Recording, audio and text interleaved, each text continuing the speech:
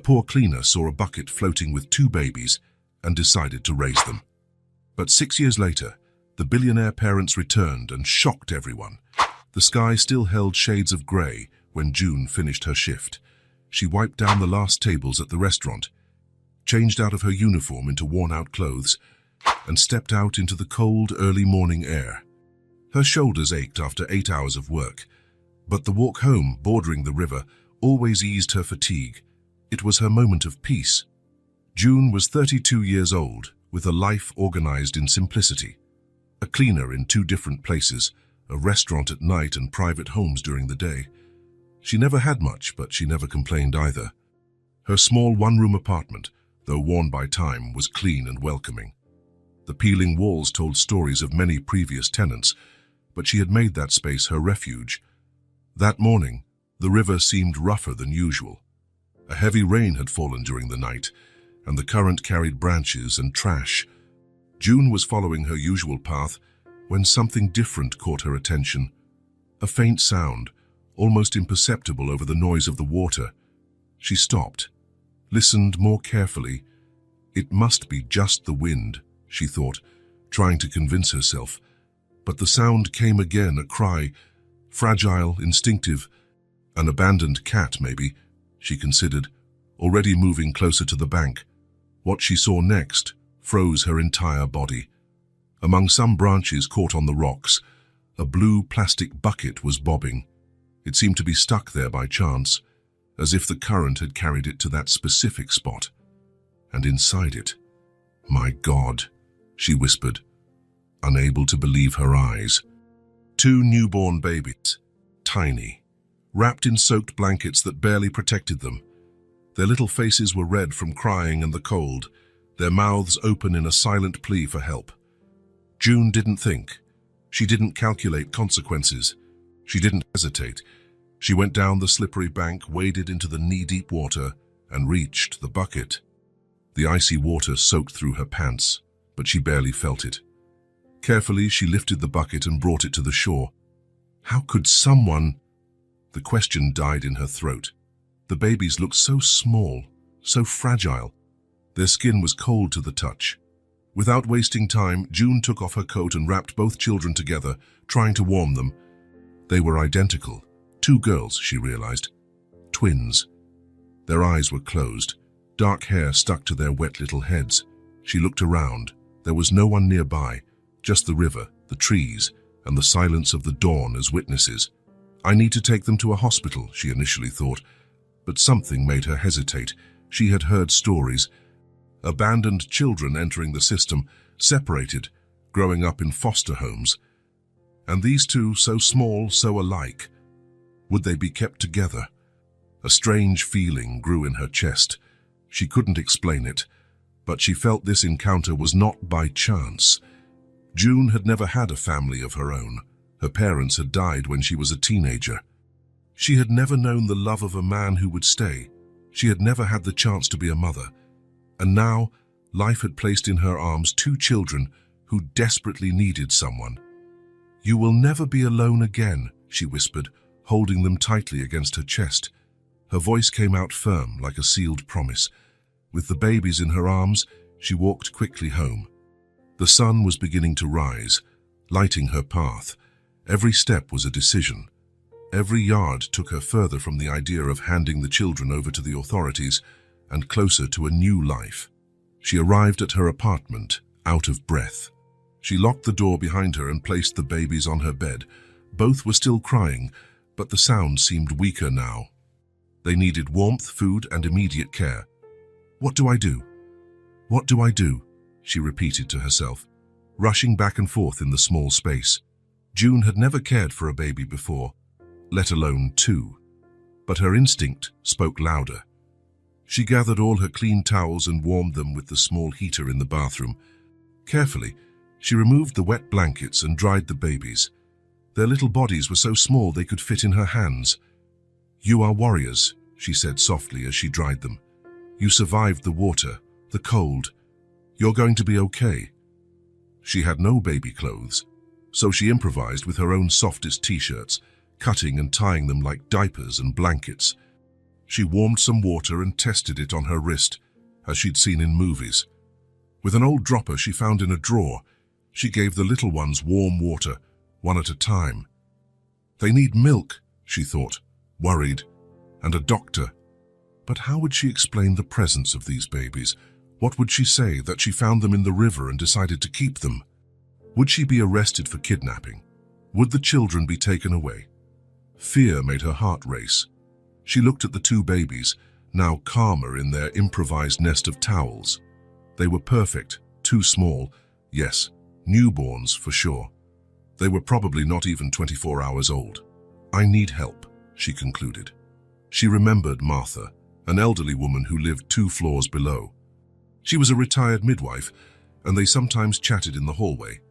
June picked up the babies, wrapped them carefully, and went down the building stairs, praying Martha was home.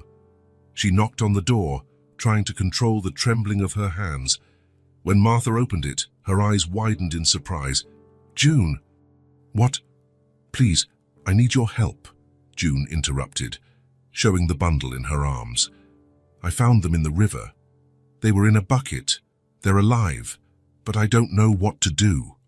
Martha, with decades of experience helping bring lives into the world, asked no unnecessary questions.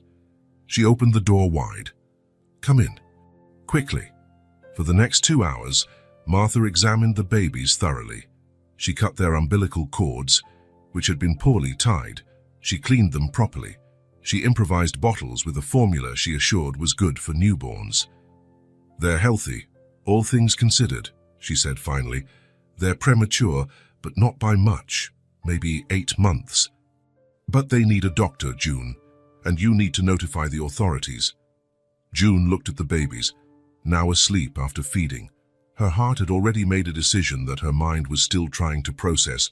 What if they separate them? What if they go to different homes? Martha sighed. She understood June's fear, but also the legal implications. "What are you thinking of doing, June?" "Keeping them," she answered without hesitation. "Giving them a home, keeping them together." Martha looked at June for a long time. She had known the young woman for years. She saw a quiet loneliness in her, a natural kindness. But she also knew the challenges. It won't be easy. You work 2 jobs, live in a small space, you barely have enough money for yourself. "I'll find a way. I can work more. I can take them with me to my cleaning jobs. I can..." "And legally, what will you say when they ask where they came from?" June hadn't thought about that. How would she explain 2 babies suddenly appearing in her life? Martha came closer and placed a hand on her shoulder. "I have a friend, a social worker. She can help sort this out without the girls being separated, but you have to trust the process, June. What if they take them from me?" "I'll be by your side. We'll explain the situation. You saved their lives, June. That counts for a lot." June looked at the babies again. Something inside her said this was her path, that these children had come into her life for a reason. "All right," she finally agreed. "But until then, they stay with me." Martha nodded and promised to call her friend that very day. Before June left, she handed her a bag of baby clothes. "They were my granddaughter's. She's grown out of them. It'll help for now." June thanked her, moved by the gesture. She returned to her apartment with the babies and a small glimmer of hope. In the following days, she learned to care for the twins with Martha's help. The social worker, a compassionate woman named Helen, came to visit and started the legal process. After hearing the story and seeing the bucket where the babies were found, Helen promised to help June get temporary custody. "It won't be quick or easy," she warned. "They will investigate, search for the biological parents. You'll need to prove you can care for them properly." June accepted all the terms. She filled out forms, answered questions, and opened her life up for evaluation. Meanwhile, the babies grew, gained weight, and responded to her touch. "They need names," said Martha during one of her visits. June had already thought about it. During sleepless nights, rocking the 2 of them when they cried, names had come to her mind. "Elodie and Mira," she answered with a smile. "Elodie means foreign flowers because she came from an unknown place, and Mira is the one who admires because from the beginning she opens her little eyes and seems to watch everything with curiosity. Martha smiled, approving of the choice. "Say beautiful names for strong girls." As the days passed, June completely reorganized her life. She managed to get leave from one of her jobs, vaguely explaining a family emergency. To the other, she took the babies, hidden in a modified basket. Her employers, an elderly couple, eventually found out, but moved by the story, they allowed her to continue. The small apartment was adapted. June sold some furniture to make space for a simple crib she bought second-hand. Every penny was counted twice before being spent. But at the end of each day, when she looked at Elodie and Mira sleeping side by side, she knew it was all worth it. One night, about 2 months after finding the babies, Elodie developed a high fever. June panicked. It was the middle of the night. She had no car, and the nearest hospital was far away. She called Martha, who arrived quickly with baby medicine. "It might just be a mild infection," the former midwife reassured her, "but we need to monitor it." June didn't sleep. She spent the entire night with Elodie in her arms, taking her temperature every hour, giving the medicine at the exact times, and applying cool compresses to her forehead. At some point, she realized she was singing, a soft melody made up on the spot, with a voice that trembled with worry and love. "Get well, my little one," she whispered between improvised verses. "Your sister and I need you." The next morning, the fever had broken. Elodie opened her eyes, and for the first time, June saw a small smile on her little face. It was as if the sun had risen inside the apartment. 6 months after that fateful day by the river, Helen brought good news. The search for the biological parents had found no one. No records of missing twins, no reports that matched the description. The process for permanent custody could begin. "There's still a road ahead," Helen explained. "But the chances are good, June. You've proven yourself capable, even with all the difficulties." That night, June put the babies to sleep and sat beside the crib, watching their peaceful breathing. They were hers now, not by blood, but by choice, by love, by destiny. Outside, the river continued its course, indifferent to the transformation it had caused. The waters that had once brought tragedy to 2 small lives had ended up carrying them exactly where they needed to be, in the arms of someone who would give everything for them. June didn't know what the future held. She only knew that as long as she had strength, Elodie and Mira would never know abandonment again, and that, for now, was more than enough. Time passed far too quickly, like water slipping through her fingers. 6 years went by since that cold morning by the river. Now the small apartment that once housed only June was full of life, laughter, and little footprints everywhere. Elodie and Mira were 5 years old. 2 girls identical in features, but completely different in personality. Elodie, the calmer one, spent hours drawing with the worn-out colored pencils June brought from the houses she cleaned. "They're used, but they still have a lot of color to give," June would say, and the girl didn't mind. She turned every scribble into a small work of art. Mira, on the other hand, never stood still. She jumped, danced, made up crazy stories, and turned the building's hallway into her private playground. Life was simple, but none of the 3 complained. The closet held mended clothes, some donated by neighbors whose children had grown. June had learned to sew better over the years, a necessity that became a talent. She turned torn pants into shorts, large t-shirts into dresses, and each repaired piece got a small colorful embroidery to hide the patch. "Look, there's a flower on my pants," Mira would say, showing them to her friends from the public school they attended. "My mom made it. She does magic with a needle and thread," Elodie would add, proudly. The twins grew up sheltered from the world, but not lonely. June had decided to homeschool them, partly for fear of questions about the girls' origins, partly because she couldn't fit school schedules into her work routine. With books found in second-hand stores and basic knowledge, she taught the little ones to read, write, and count.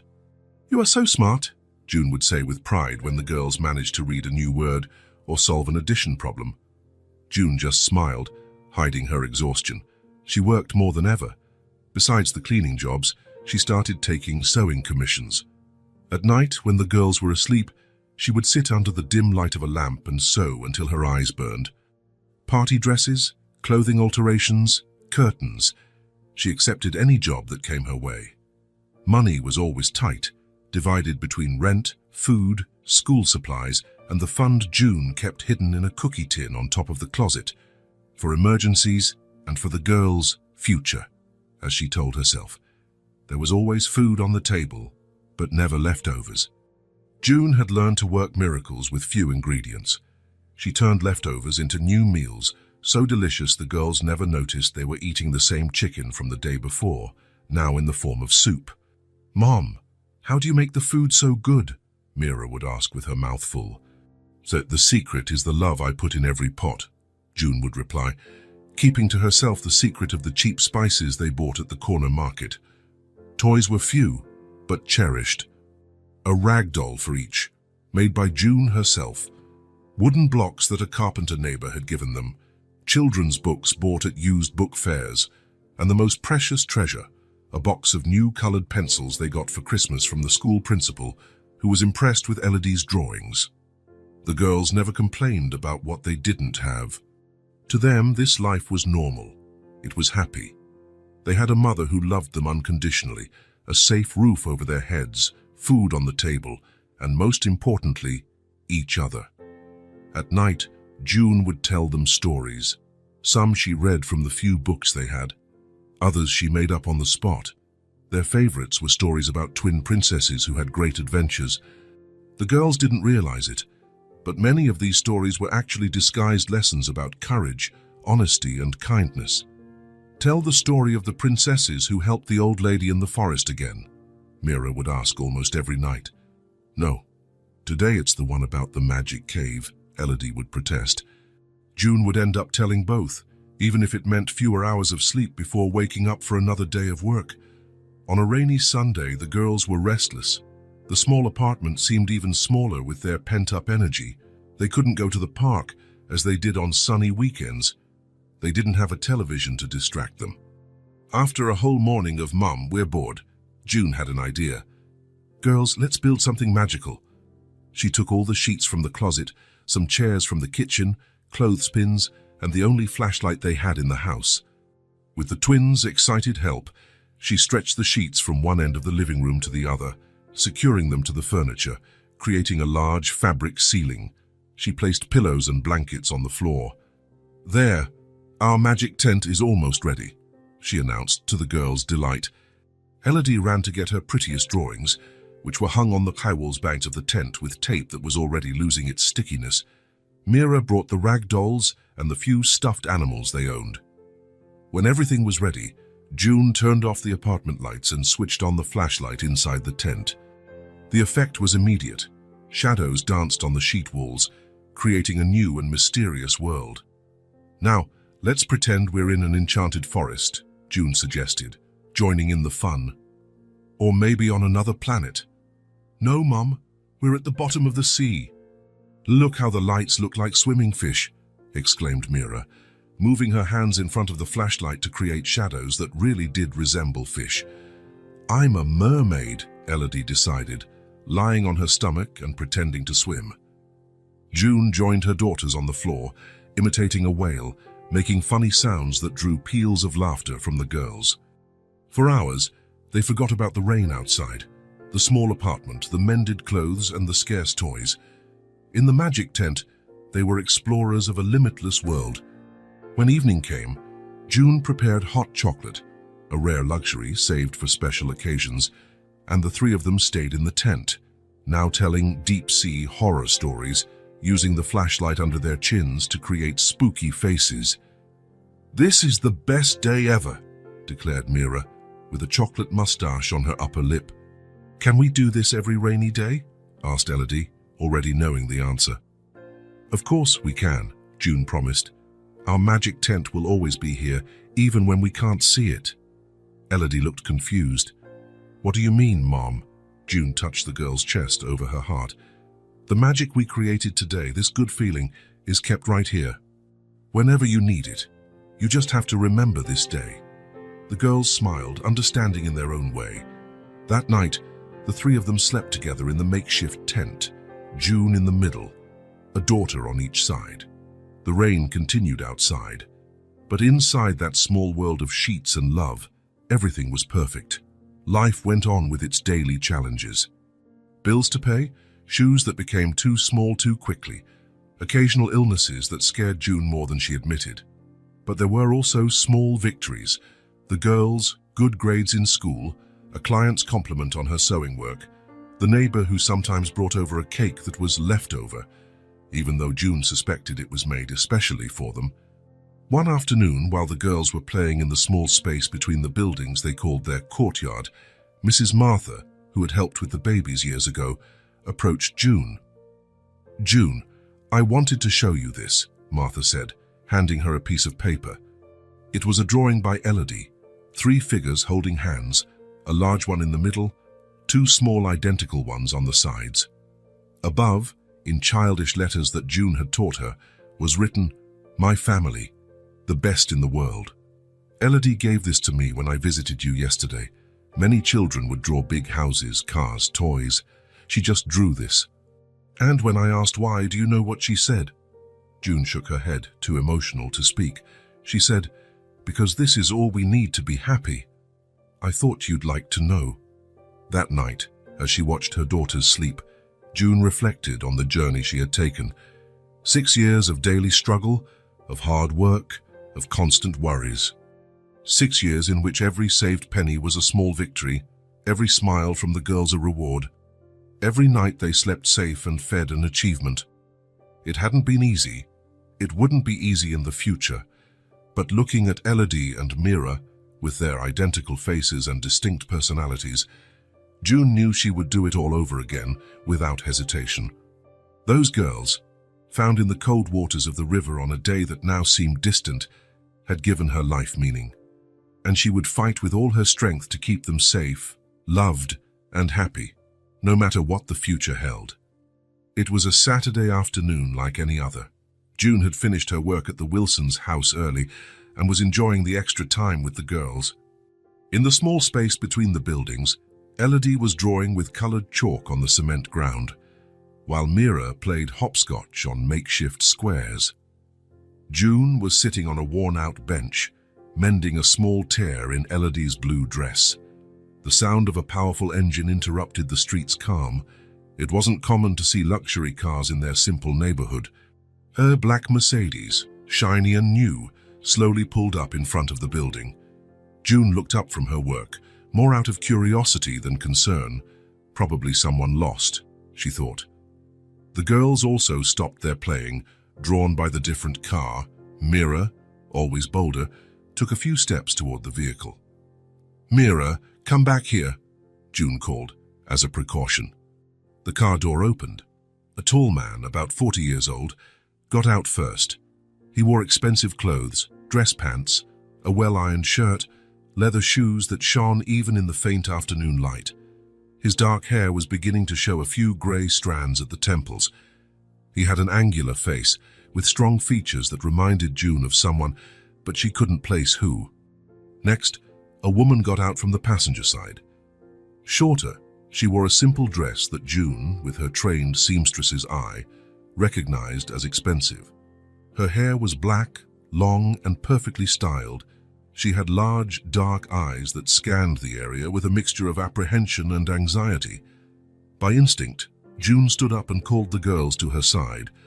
Something about that couple put her on immediate alert. The man looked directly at her, then at the girls, and his face transformed. It was an expression June couldn't decipher. Surprise, emotion, shock. "It's them," he said quietly to the woman beside him, who brought a hand to her mouth. The two began to walk towards June and the girls.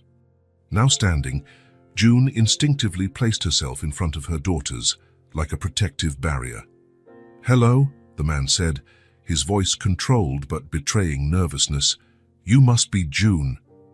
June's blood ran cold. How did they know her name? Who were these people? She squeezed each girl's hand tighter. "Yes, that's me." "Who are you?" The man looked at the woman, who now had tears in her eyes, and then back at June. "My name is Silas. This is my wife, Marianne. We've been looking for our daughters for a long time." The world seemed to stop for a moment. June felt as if the ground had disappeared from under her feet. Their daughters, it was impossible. After 6 years, how could they just show up like this, out of nowhere? "I don't know what you're talking about," she replied, trying to keep her voice steady. "These are my daughters." Marianne took a step forward, her eyes fixed on the girls hiding partially behind June. "Mira and Elodie," she said, her voice choked with emotion. "When are those the names you gave them?" A shiver ran down June's spine. How did they know their names? "How did you find us? What do you want?" June asked, unable to hide the tremor in her voice. Silas looked around, noticing that the situation was starting to attract the attention of some curious neighbors watching from their windows. "Can we talk somewhere more private? We have a lot to explain." June hesitated. Her mind was racing. Should she call the police, run inside with the girls? But something in the couple's eyes, a mixture of pain, regret, and hope, made her stop. "Mommy, who are they?" Elodie asked, clutching June's skirt. "Why is the lady crying?" questioned Mira, ever the observer.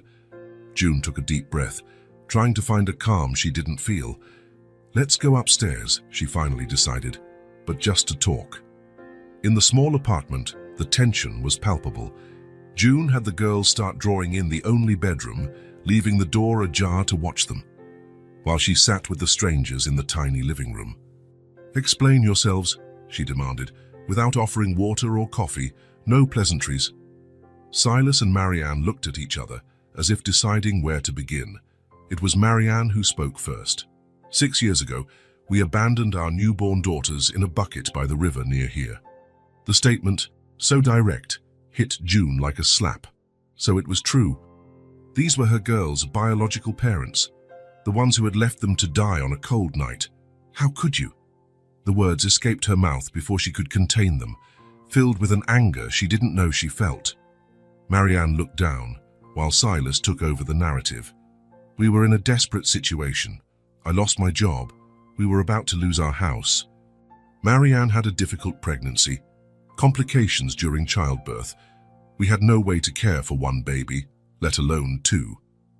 "That's no excuse to abandon newborn children," June retorted, keeping her voice low so the girls wouldn't hear. "We're not making excuses," Silas replied, running a hand through his hair in a nervous gesture. "It was the worst mistake of our lives.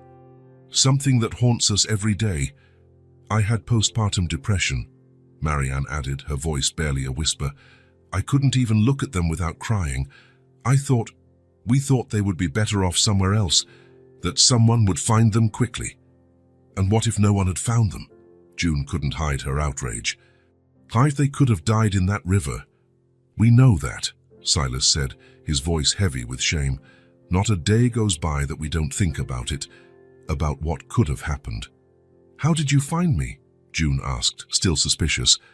Silas explained that after their financial situation improved, he got a good job at a tech company, and years later even became a partner. They started looking for their daughters. They hired private investigators who, after years of searching, finally found records from the social worker who had helped June with the girls' situation. "Helen would never reveal information about us," June stated, certain of the discretion of the social worker who had become a friend over the years. "She didn't," Silas agreed, "but the investigator found public records, then cross-referenced information. It was years of work." "And what do you want now?" June asked directly, fear forming a knot in her throat. "Did you come to take them away?" Marianne looked up quickly, surprised by the question. "No, of course not. We just want to meet them, to know if they're okay, to be a part of their lives in some way." June studied the woman's face, looking for signs of a lie. She found none. Only pain, regret, and a timid hope. "They are my daughters," June said, each word filled with emotion. "I was the one who pulled them out of that river, who spent sleepless nights caring for them, who taught them to walk, to talk, to read, who dried their tears and celebrated their achievements. We know that, Silas said softly, and we are eternally grateful to you for it. We don't want to take your place. We just want a chance. In the next room, a childish laugh was heard, followed by a whisper. June glanced toward the sound, seeing the two identical little heads peeking through the ajar door. When they realized they'd been seen, the girls quickly hid, giggling softly. "They're beautiful," Marianne commented, her voice choked. "They seem happy." "They are," June replied. "Despite everything, they are happy children." A heavy silence settled in the small room, each adult lost in their own thoughts, their own fears. Can I see them up close?" Marianne asked hesitantly. June felt her heart ache. All her instincts screamed to protect her daughters, to send these strangers away. But there was something in Marianne's voice, a silent plea, a deep pain that touched her. "Girls," June called, "come here, please." A few seconds passed before Elodie and Mira timidly entered the room, holding hands. They stopped beside June, watching the strangers with curiosity and a little apprehension. "These people want to meet you," June said, trying to keep her voice calm. They knew you when you were babies." The girls looked at Silas and Marianne with curiosity. Mira, always the more direct one, asked, "Are you friends with Mommy?" Marianne opened her mouth to answer, but no sound came out. Tears streamed silently down her face. It was Silas who answered. "We would very much like to be friends with your mum and with you too." Elodie, more sensitive to others' emotions, asked softly, "Why are you crying, ma'am? Are you sad?" Marianne tried to smile through her tears. "No, sweetie. Sometimes people cry when they're very happy. And I am very, very happy to meet you." Mira took a step forward, analyzing Marianne's face carefully. "Your eyes are like mine," she observed, tilting her head. June felt a pang in her chest. It was true. Marianne's large, dark eyes were identical to Mira's and Elodie's, something that had always puzzled her, as they didn't resemble her own. Silas slowly extended his hand, as if wanting to touch one of the girl's hair, but he held back. His gaze met June's, silently asking for permission. June didn't know what to do. She felt like she was on the edge of a cliff. These strangers, with their expensive car and fine clothes, could change everything. They could take away what she loved most in the world. They could destroy the family she had built with so much love and sacrifice. But she also saw in their eyes a genuine pain, a sincere regret. And above all, she saw in the girls something she couldn't deny: the features, the gestures, the genetic heritage that didn't come from her. "It's getting late," she said finally. "I think it's time for you to go." Silas nodded, understanding. He stood up and helped Marianne do the same. "Can we come back another day?" he asked as they walked to the door. "Just to talk, to get to know them better." June looked at her daughters, who were watching the scene with curious eyes. The past had finally knocked on her door, threatening everything she had built. But running away was not an option. It had never been her way of dealing with problems. "I'll think about it," she answered honestly. "I need time." Marianne, already at the door, turned one last time to look at the girls. "Thank you," she said simply. "Thank you for taking such good care of them." When the couple left, June closed the door and leaned against it, feeling her legs go weak. Elodie and Mira came closer, looking at her with curiosity. "Who were they, Mommy?" Elodie asked again. June hugged them both tightly, as if she feared they might disappear at any moment. "They're people from the past," she answered vaguely. "I will talk about it later, okay? Now how about we finish that game we started?" The girls, easily distracted as 5-year-olds often are, ran back to the bedroom. June remained where she was for a few more moments, trying to process everything that had happened.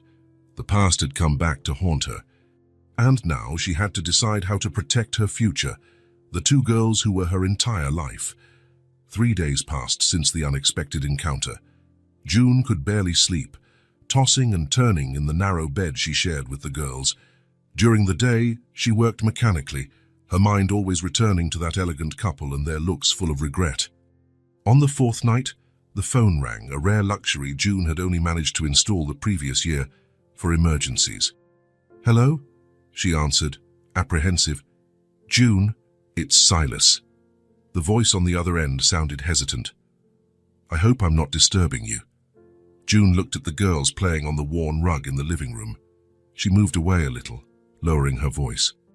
"What do you want?" "We'd like to visit them tomorrow, just to talk, to get to know the girls better. If you'll allow it, of course." June closed her eyes. A part of her wanted to refuse, to tell the man never to call again, to protect her family from any external threat. But another part, the part that always tried to do the right thing, even when it hurt, knew she couldn't just ignore the couple's existence. "At 4 in the afternoon, she finally replied. "After I get back from work, 1 hour, no more." When she hung up, Elodie came over, curious. "Who was that, Mommy?" June knelt to be at the girls' level. "Remember those people who came to visit us the other day? They're coming back tomorrow." "Why?" asked Mira, frowning. They want to get to know you better." The girls exchanged glances, that silent communication that only twins seem to have. "Are they bad people?" asked Elodie, always worried. June hesitated. How to explain something so complex to 5-year-old children? "No, sweetie, they're not bad people, just people who made mistakes, like all of us." "What mistakes?" Mira insisted. June took a deep breath.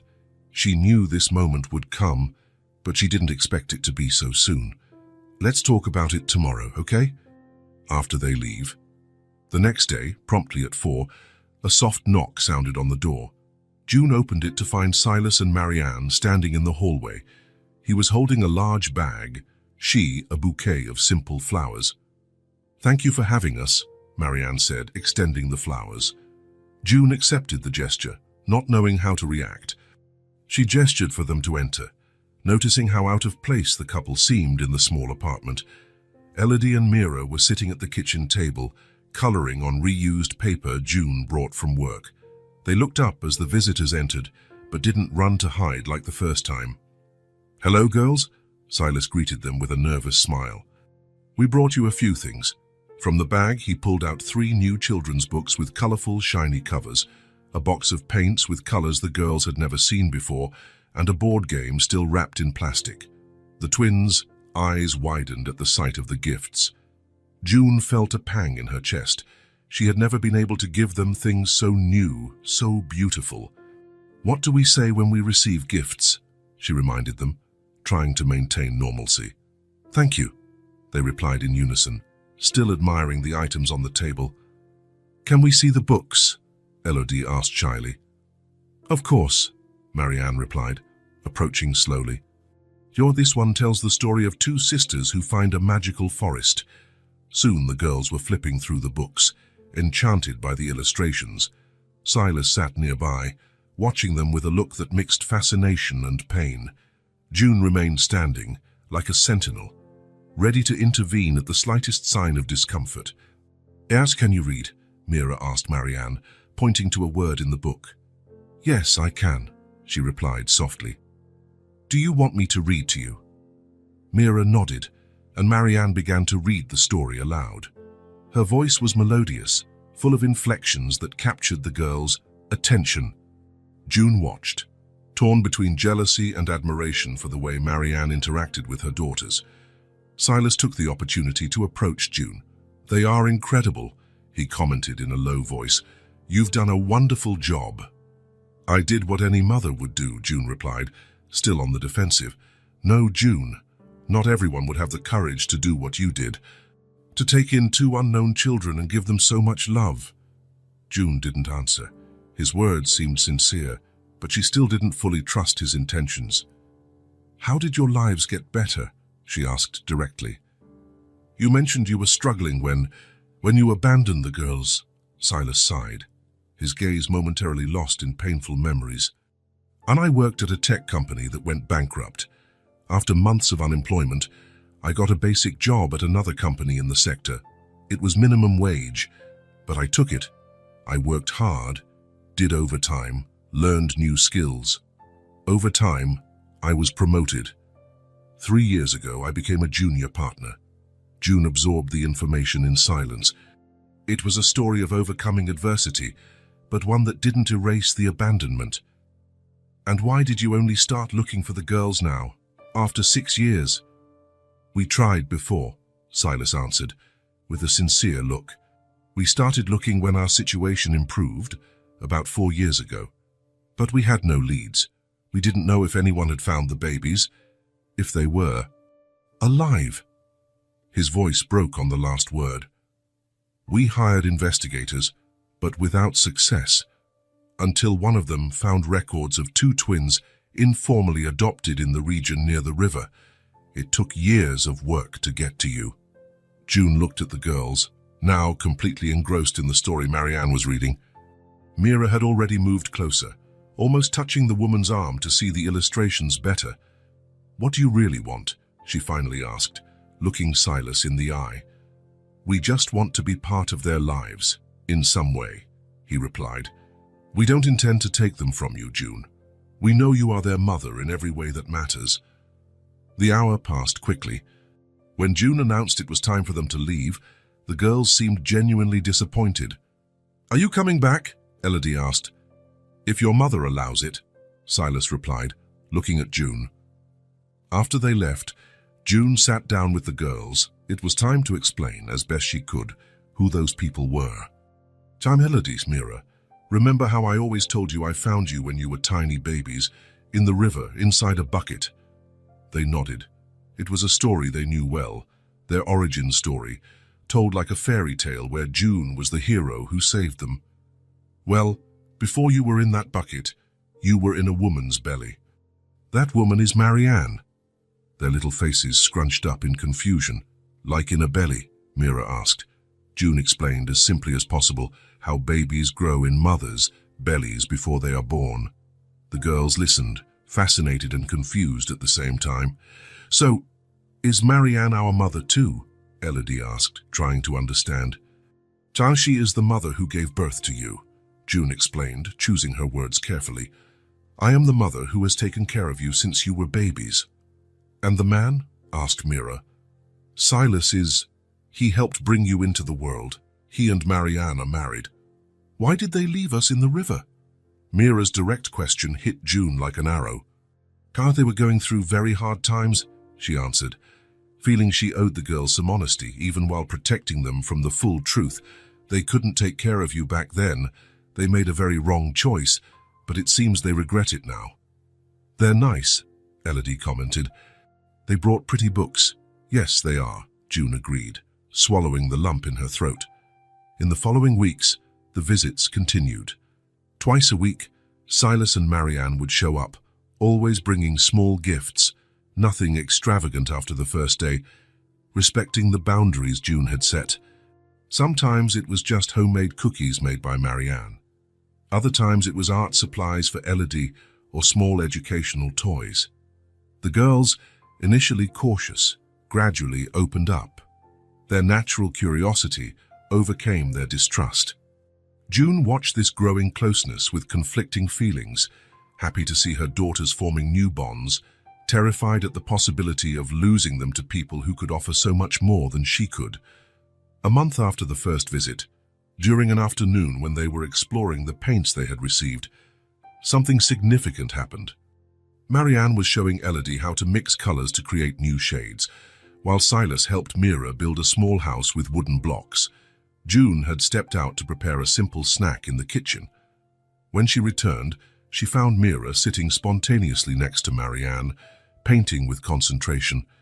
The girl, always the most independent and cautious with strangers, had switched places on her own accord, moving closer to the woman. June stopped at the door, watching how Mira stretched her neck to see better what Marianne was doing, how she imitated her gestures when mixing the paints. It was a simple scene but heavy with meaning, a small opening, a nascent trust. June felt her heart ache, but she didn't interrupt the moment. At the end of that visit, Silas made a request that June had been dreading. "We'd like to take the girls for an outing next Saturday," he said. To the amusement park that opened in the next town over. If you agree, of course. June hesitated. It would be the first time the girls went out alone with them. I'll go with you, she stated, not as a question but as a condition. Of course, Silas replied quickly. We wouldn't expect anything else. But on Saturday morning, when Silas called to confirm, June had a high fever. A bad flu had knocked her down during the night. We can postpone, Silas offered over the phone. June could hear the disappointment in his voice, and she knew the girls would be disappointed too. They had been talking about the outing all week. No, she decided after a few moments of hesitation. You can go, but bring them back before dark. Are you sure? I'm sure, she replied, surprising herself with the decision. They're excited, and I trust you'll take good care of them. It was the first time she had admitted it, that she trusted them, even if just a little.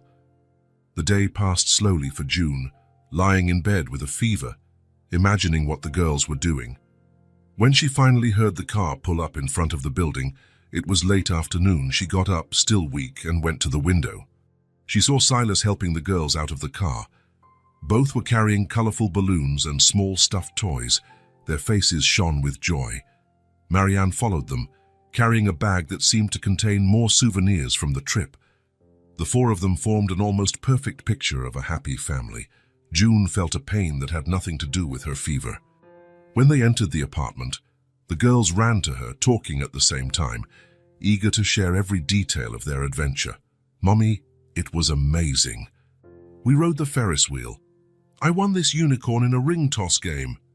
We ate blue cotton candy. Silas took me on the little roller coaster twice.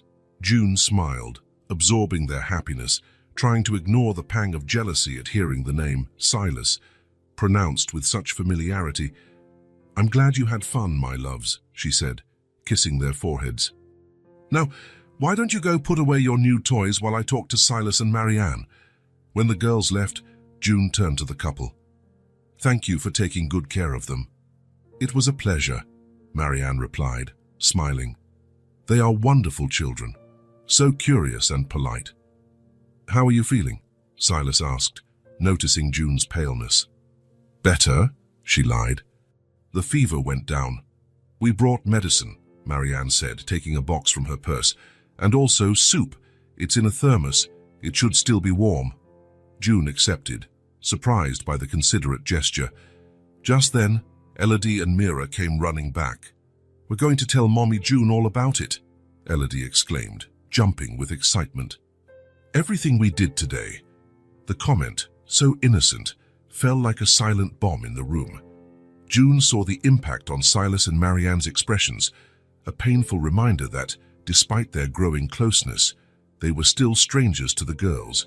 They weren't Daddy and Mommy. They were just Silas and Marianne, nice people who took them on outings. Marianne tried to hide it, but her eyes filled with tears. Silas put his arm around her shoulders in a protective gesture. Of course, tell her everything, he said, forcing a smile. Your mother needs to know all about your adventures. The girls launched into an enthusiastic and disjointed narrative, jumping from one attraction to another, interrupting each other. June listened to them, but her eyes occasionally turned to the couple. She saw in them a mixture of joy for the shared day and sadness for the distance that still existed. When they finally said goodbye, it was already night. The girls, exhausted from the day's excitement, fell asleep quickly. June stayed awake, mentally replaying the events of the past few weeks. The presence of Silas and Marianne had brought changes, some good, like the girls' more frequent smiles, the sparkle in their eyes as they discovered new things, but it had also brought insecurities, doubts about the future, fear of losing what she loved most. Meanwhile, in another part of the city, Silas and Marianne also lay awake, in the king-size bed of their comfortable home. They called us by our names the whole time, Marianne said at last, breaking the silence. Silas, look at that. Marianne, can I have more? It's natural, Silas replied, holding her hand. We're still new in their lives. We need to be patient. What if they never see us as parents? What if we're always just visitors? Silas had no answer for that. He knew they had made a terrible mistake. one that might never be fully repaired. June had been the constant in the girls' lives, the safe rock, the unconditional love. They were just figures who had appeared out of nowhere, trying to build bridges over a chasm they themselves had created. "One day at a time," he said finally. "That's all we can do." Marianne nodded, wiping away a silent tear. The memories of that day, the girls' smiles, their little hands holding theirs on the Ferris wheel, the growing trust in their eyes, were too precious to be overshadowed by the pain of a title they might never receive. "One day at a time," she repeated, like a promise. It was late afternoon when the phone rang. June was finishing up dinner prep while the girls drew at the kitchen table. Her fingers still smelled of garlic when she answered. "Hello." "June?" Silas's voice sounded different, tired, worried. "Sorry to call like this, but..." He paused, as if searching for words. "Is something wrong?" June asked, feeling a pang of concern. "It's Marianne," he answered finally. "She's sick." June waited for him to continue, holding the phone tighter. "Pneumonia. It started as a simple cold 2 weeks ago, but it got worse. She's been in the hospital since yesterday." "I'm so sorry," June said, sincerely. Despite all the complications the couple had brought into her life, she wished no harm on either of them. "Now the doctors say she'll be fine, but it will take time. The problem is..." Silas hesitated again. "She keeps asking for the girls. She's very down, and I think seeing them could help her recovery." June closed her eyes. Over the past few months, she had established a comfortable routine with Silas and Marianne. Visits twice a week, always at her apartment, always under her supervision. An occasional outing on Sundays, when June could accompany them. Clear boundaries, unspoken but respected rules. A hospital visit would be a deviation from those rules. "I understand it's a difficult request," Silas continued, interpreting June's silence. Perhaps it would mean so much to her. June looked at the girls, focused on their drawings. In recent months, they had formed a genuine bond with the couple. They talked about them during the week, asked when they would be back, and showed excitement for each visit. They still didn't call them Dad and Mom, and June secretly thanked God for that. But they had accepted them into their lives. "I'll ask the girls," she said finally. "If they want to go, I won't stop them." "Thank you, June." Silas's voice trembled slightly. "Really, thank you." After hanging up, June sat down with Elodie and Mira. She explained, as simply as possible, that Marianne was sick and in the hospital. "How is she sick?" Elodie asked, frowning with concern. "She has an infection in her lungs. It's like a very bad flu," June explained. "She's taking medicine and will get better, but she's feeling sad and would like to see you." "Hospitals are scary," Mira commented, biting her lip. "I know, sweetie, but sometimes we have to be brave to help people who care about us." The girls were silent for a moment, processing the information. It was Elodie, usually the more cautious one, who spoke first. "I want to see Marianne. She must be feeling lonely." Mira nodded in agreement. "We can make drawings to make her happy," she added. June felt a mix of pride and nostalgia. Her girls were growing up, developing empathy, caring about others. It was exactly what she had always wanted for them, even if the situation was complicated. "I'll call Silas and tell him you want to go," she said, kissing each on the forehead. "Now let's finish dinner." The next morning, Silas came to pick them up. He looked worn out, with deep dark circles under his eyes, but he smiled when he saw the girls with colorful drawings in their hands. "We made get-well cards for Marianne," Mira explained, showing hers. A bright rainbow covered almost the entire page. "She's going to love them," Silas replied, his voice thick with emotion. June had decided to go with them. As much as she trusted Silas, she didn't feel comfortable letting the girls go to a hospital alone. The ride was quiet, each lost in their own thoughts. At the hospital, the smell of disinfectant and the sterile environment made the girls quieter than usual. They held June's hands tightly as they walked down the white hallway. Silas led the way, guiding them to the private room. "I prepared Marianne for the visit," he said before they went in. "She's thinner and paler, but don't be alarmed. She's getting better. June nodded, lightly squeezing her daughter's hands as a sign of reassurance. When they entered, they found Marianne reclining in the hospital bed. Silas hadn't exaggerated. She looked like she had lost several pounds in a short time. Her naturally fair skin was almost translucent. An oxygen mask rested beside the bed, apparently used only when needed. But her eyes, the same dark eyes Elodie and Mira had inherited, lit up when she saw the girls. A faint but genuine smile appeared on her lips. "You came," she said in a hoarse voice, extending a trembling hand. The girls hesitated for a moment, intimidated by the environment and Marianne's frail appearance. June gave their backs a gentle nudge, encouraging them. "We made drawings for you," said Elodie, being the first to approach. She handed her card, where she had drawn colourful flowers around the words "Get well soon," written in her childish handwriting. "It's beautiful," Marianne replied, her eyes already shining with unshed tears. "Thank you, sweetie." Mira was next, showing her rainbow. "I put all the colours because you like to paint with us," she explained. Marianne took both drawings and pressed them to her chest, as if they were precious treasures. "They're the most beautiful gifts I've ever received," she said, unable to hold back a tear that slid down her pale face. Silas came over, placing a chair next to the bed for the girls to sit. June stood a little back, giving them space for the moment, but always watchful. For the next half hour, the girls told Marianne about their days, the drawings they had made, the new book June was reading to them before bed. They spoke with enthusiasm, as if wanting to fill the sterile room with color and life. Marianne listened to everything with a smile on her face, occasionally asking a question or making a comment. Despite her evident weakness, her eyes remained alert, absorbing every word, every gesture from the girls. "Are you going to get better soon?" Mira asked, after a moment of silence. "I will," Marianne replied, reaching out to lightly touch the girl's hair. "Especially now that I've had a visit from you. It's given me the strength to get better quickly."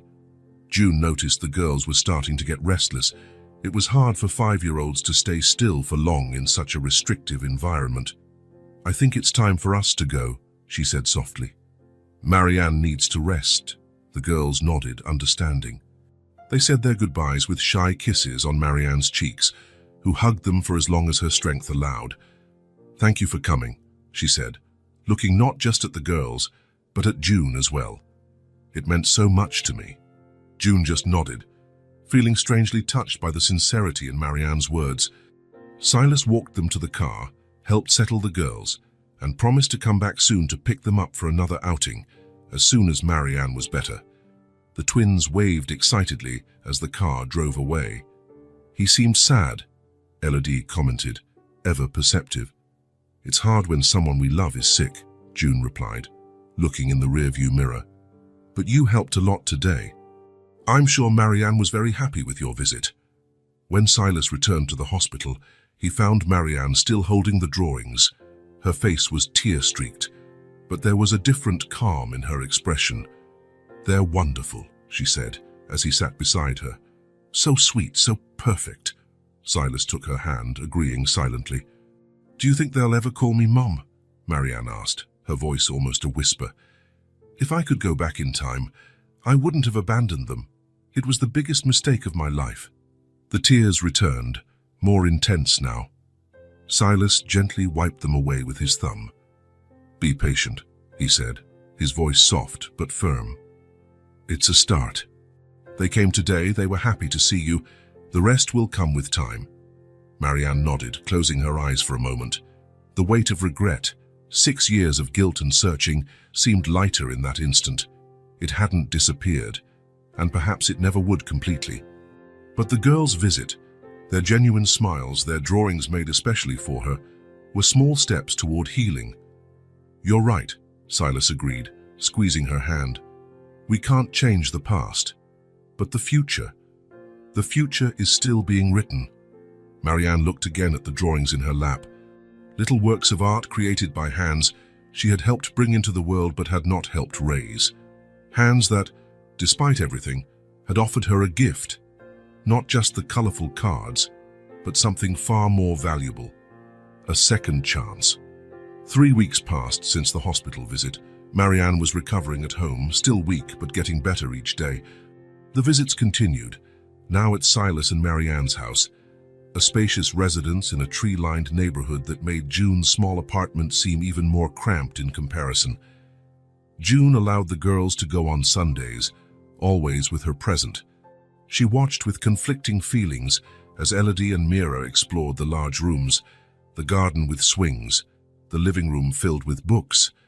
She saw the sparkle in their eyes with each new discovery, each new toy, each new experience she could never provide. On this particular Sunday, the atmosphere seemed different. Marianne was quieter than usual, casting nervous glances at Silas from time to time. He also seemed tense, checking his watch repeatedly. After lunch, when the girls went to play in the garden, Silas approached June. "Can we talk? In private?" June felt a tightness in her chest. For months she had dreaded this moment, not knowing exactly what it would be like, only certain it would come. "Of course," she replied, keeping her voice steady. They went to Silas's office, an elegant room with floor-to-ceiling bookshelves and a large, dark wood desk. Marianne was already waiting there, sitting in a leather armchair, her hands restless in her lap. "Please, have a seat," Silas said, indicating another armchair. June remained standing. "I'd prefer you to be direct," she said, crossing her arms as if to shield herself from what was coming. Silas and Marianne exchanged glances. It was he who spoke. "June, over these months, we've seen how much you love the girls and how well you've cared for them all these years. Our gratitude is eternal." "But," June prompted, feeling the blood pound in her temples. "But we've also realized they could have more opportunities," Silas continued. "Better schools, extracurricular activities, travel, a room of their own for each of them." "They don't need luxury to be happy," June interrupted, her voice louder than she intended. "It's not just about luxury," Marianne intervened softly. "It's about opportunities, about their future." "We've decided to file for custody," Silas said finally, the words falling like stones into the silence of the room. June felt as if she'd been punched in the stomach. Even though she had anticipated this moment, nothing had prepared her for the sharp pain she felt. "You promised," she said, her voice trembling. "You promised you wouldn't try to take them from me." "We don't want to take them completely," Marianne explained quickly. "We're thinking of shared custody. You would continue to be a part of their lives." A part. June felt her control slipping away. "I am their mother. Who was there when they had a fever? When they learned to walk? When they had nightmares? Who worked 2 jobs to feed them?" "And we appreciate that," Silas said, keeping his voice calm. "But we are the biological parents. We have legal rights. And more importantly, we have the means to give them a future that you alone cannot provide." June felt tears burning in her eyes but refused to let them fall. "You abandoned them," she said through clenched teeth. "You left them to die in that river. What kind of rights does that give you?" Marianne looked down, her face contorted in an expression of pain. "We made a terrible mistake," Silas admitted, "and we've spent 6 years regretting it, searching for a way to fix it. This is our chance, June, our chance to do the right thing by the girls." "The right thing?" June let out a bitter laugh. "The right thing would be to leave them with the only mother they've ever known, in the only house they consider home." "June," Marianne stood up, approaching cautiously, "we don't want to be your enemies. We want to work together, for the good of the girls. If you wanted what was best for them, you wouldn't be doing this." June knew she was losing control, that her emotions were raw, but she couldn't help it. The fear she had been suppressing for months was finally overflowing. "We've already hired a lawyer," Silas said, his voice firm but not cruel. "The preliminary hearing is set for next week. It would be better if we could reach an agreement before then." "An agreement?" June shook her head in disbelief. "There is no agreement possible when it comes to my daughters." "June, please," Marianne insisted. "Think of the girls. A court battle will be painful for everyone, especially for them." Just then the office door opened. Elodie and Mira were peeking in, their eyes wide, frightened by the raised voices. "Mommy," Elodie called, her small voice trembling slightly. "Is everything okay?" June took a deep breath, forcing herself to regain her composure. The girls shouldn't witness this, shouldn't feel the weight of this conflict. "Everything is fine, sweetie," she replied, forcing a smile. "We're just finishing our conversation." "Why were you yelling?" asked Mira, always direct. "I wasn't yelling, honey, just talking a little louder." Silas approached the girls, kneeling to be at their level. "Your mum and we were talking about grown-up things. Sometimes grown-ups get a little excited when they talk," he explained gently. The girls didn't seem convinced. Their little eyes darted from June to Silas and Marianne, sensing the tension in the air. "I think it's time for us to go home," June said, moving toward her daughters and taking their hands. "Let's get your coats, but we haven't played on the new swing yet," Mira protested. "Another day," June replied firmly. "We need to go today." As she helped the girls get dressed, June avoided looking at Silas and Marianne. She felt betrayed, deceived. For months they had built a relationship based on what she believed was mutual respect, only to find out they were planning this all along. "We'll talk more about this later," Silas said as they were at the door, calmly. "There's a lot to consider." June just nodded stiffly, unable to trust her voice to reply. On the way home, the girls were unusually quiet, sensing their mother's change in mood. June tried to hide her anguish, but her thoughts were in a turmoil. How could she fight them? She had no money for lawyers. She didn't have a big house, nor could she provide private schools.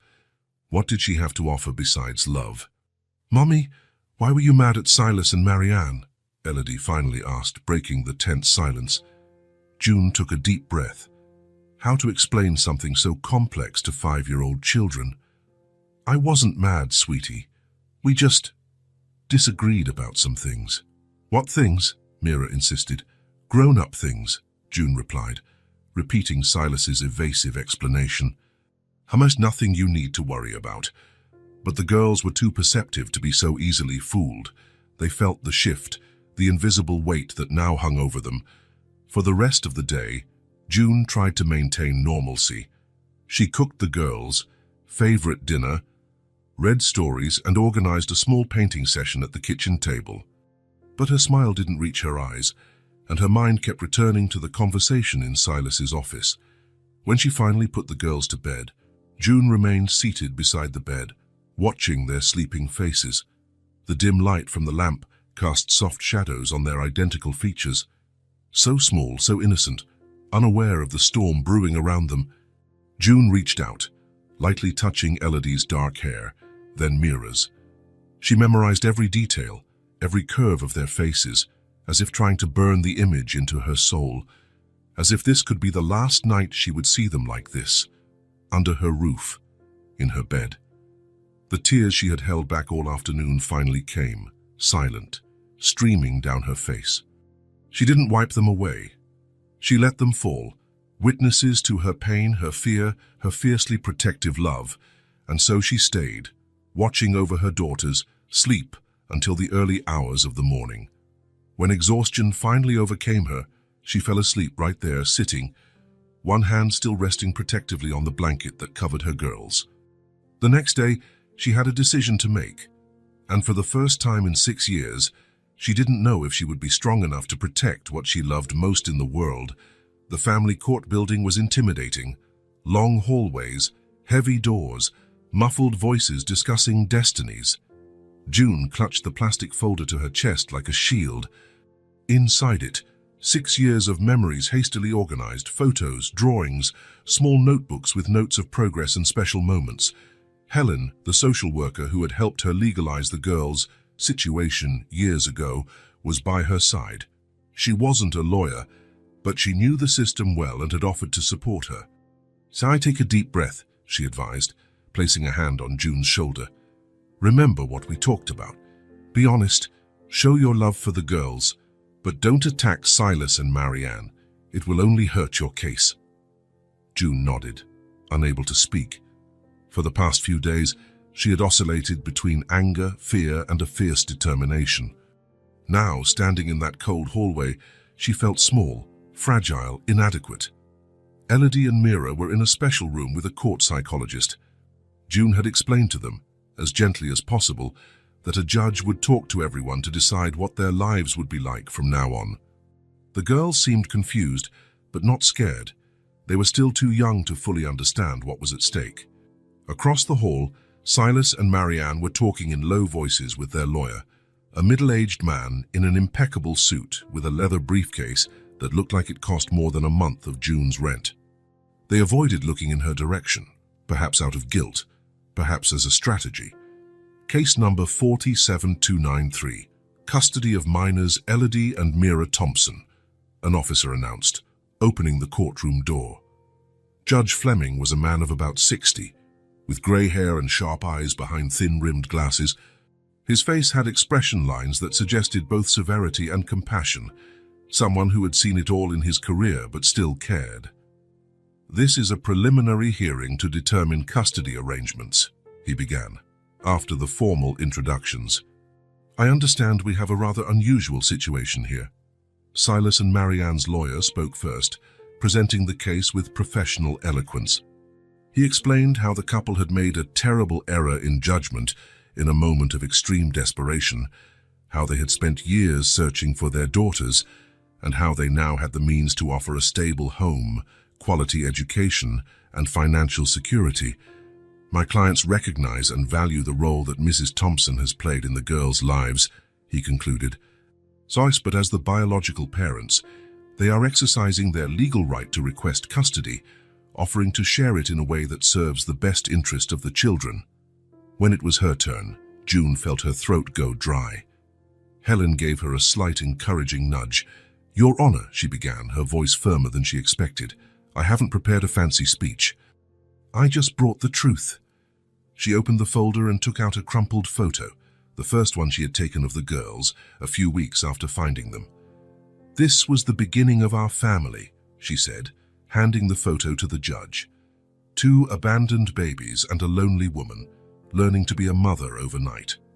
Next, she pulled out a small cloth shoe. "I made this little shoe for Elodie when she started taking her first steps. I didn't have money to buy new shoes every 2 months, so I learned to make them." One by one, June presented the treasures from her folder. Mira's first recognizable drawing, a circle with 2 sticks that she proudly called Mommy. The notebook where she wrote down every new word the girls learned. Photos of simple but love-filled birthdays. The prescription from the time Elodie had pneumonia, and June spent 3 sleepless nights applying cool compresses to bring down the fever. "I can't offer them a big house or trips abroad," she continued, now with tears in her eyes but still controlled.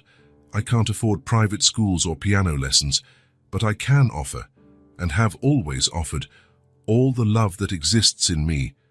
I was there for every fever, every nightmare, every smile, every achievement." The judge listened attentively, examining each item June presented.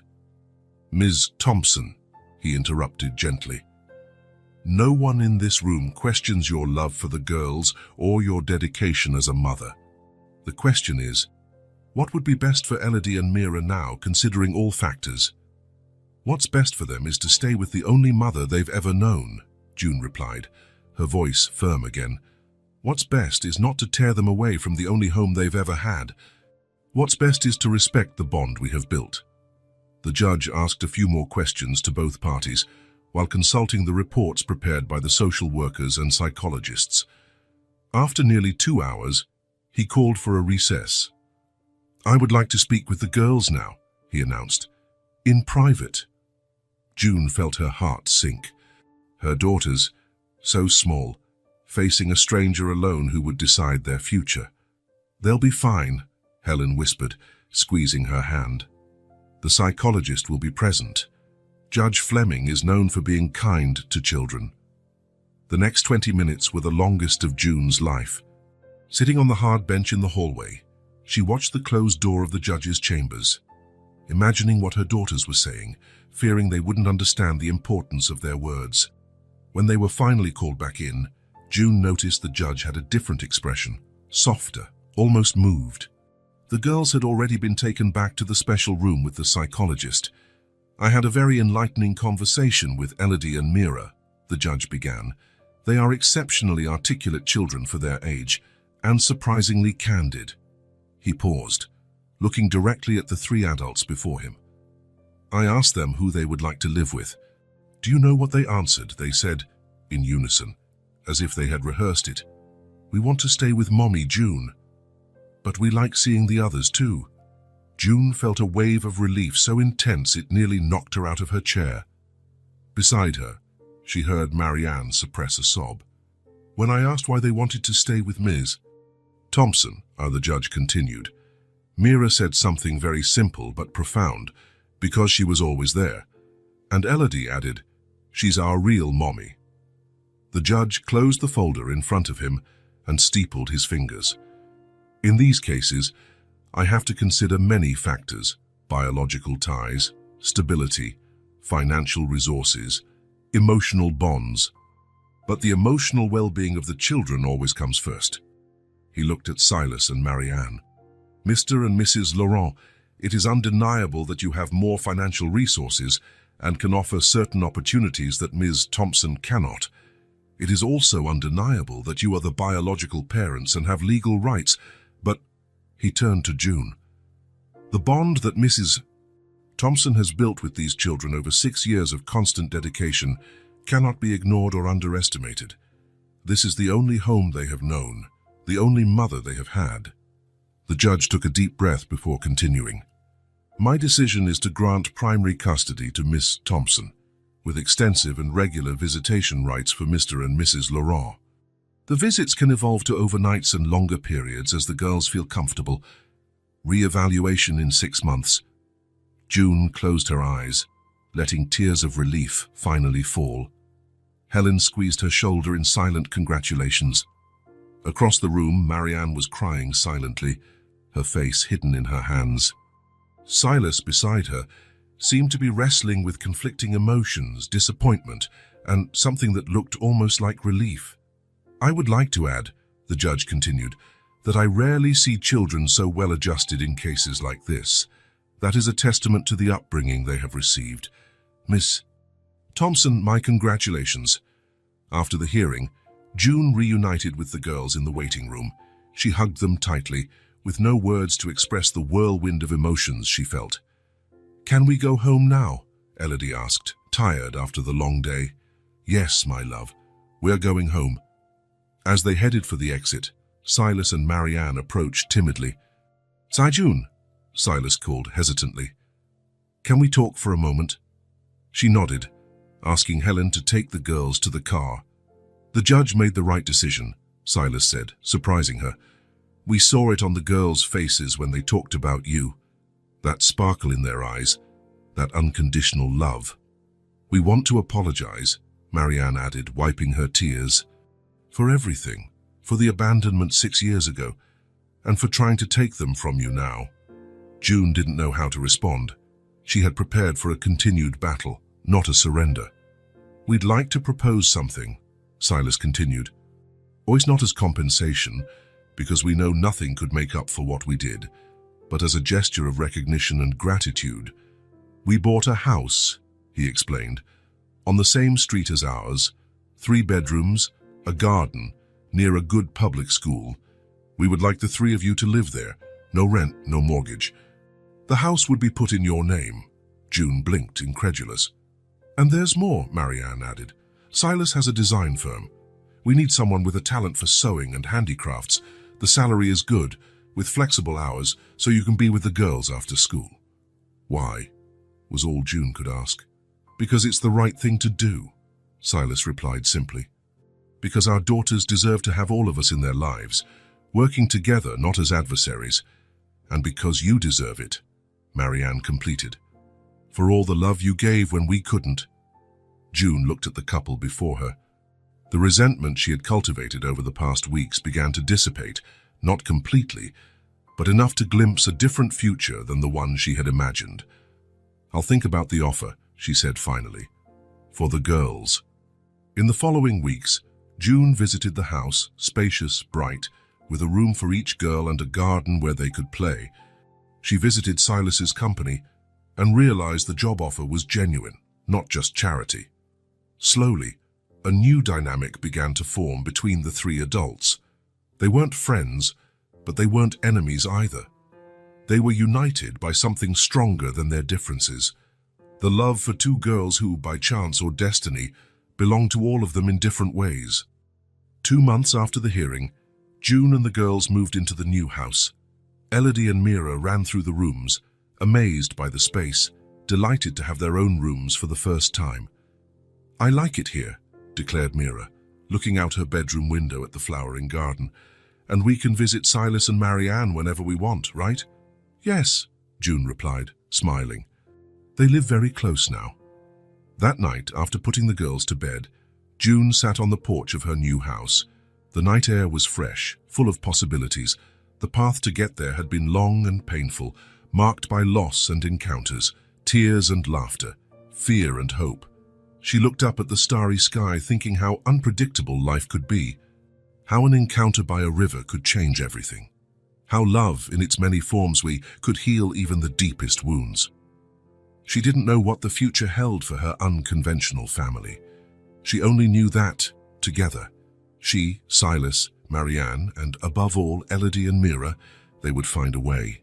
6 months passed since the move to the new house. Autumn painted the neighborhood trees in shades of gold and red, and a cool breeze stirred the curtains June had sewn for the windows. Life had found a new rhythm, different, but surprisingly harmonious. The girls, now almost 6, attended Westfield Elementary School, just a few blocks away. It was a public school, but with an excellent reputation. For the first few weeks, June walked them every day. But soon they adapted and gained the confidence to go on their own, always under June's watchful eye, who observed them from the corner until they entered the gate. At Silas's company, June found not just a job, but a purpose. Her talent with needle and thread, honed by years of necessity, proved valuable in the design department. She started with small projects, but soon her skills were recognized, and she began to lead the development of prototypes for a new product line. The relationship between the three adults had evolved from a tense truce to a functional partnership. They weren't exactly friends, but they had found a delicate balance that worked. The girls spent 2 days a week at Silas and Marianne's house, usually Wednesdays and Sundays. Holidays and special dates were celebrated together at one house or the other. On a particularly sunny Sunday, Silas and Marianne took the girls to a fall festival on the outskirts of the city. June couldn't go. She had an important deadline at work, but she encouraged the outing.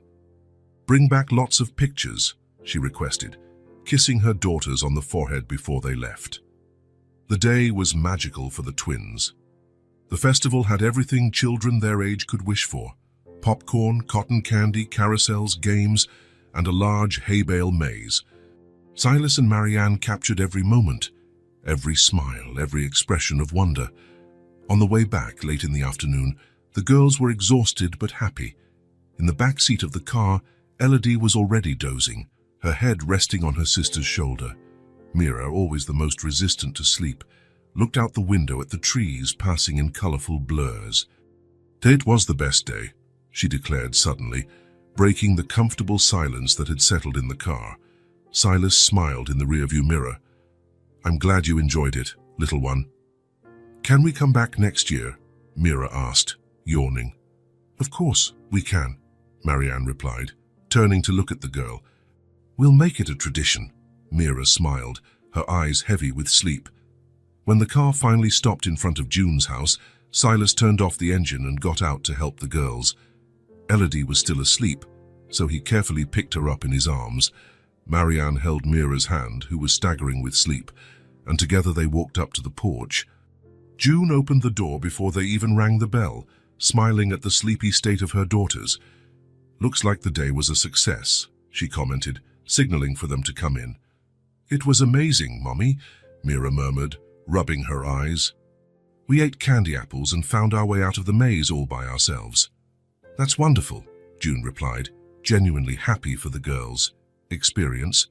You can tell me all the details tomorrow, okay? Now it's time for a quick bath and bed.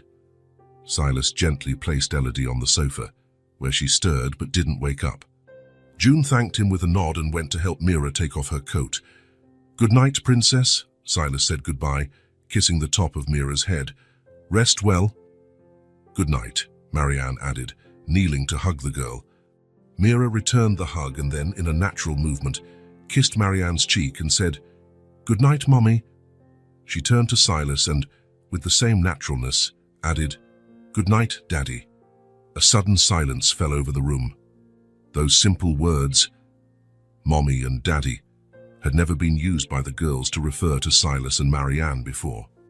The moment seemed to freeze in time. Silas stood paralyzed, his eyes suddenly welling up. He tried to hide it, clearing his throat and adjusting his shirt collar, but it was too late. Tears were already streaming freely down his face. Marianne, still kneeling, remained motionless for an instant, as if she couldn't believe what she had just heard.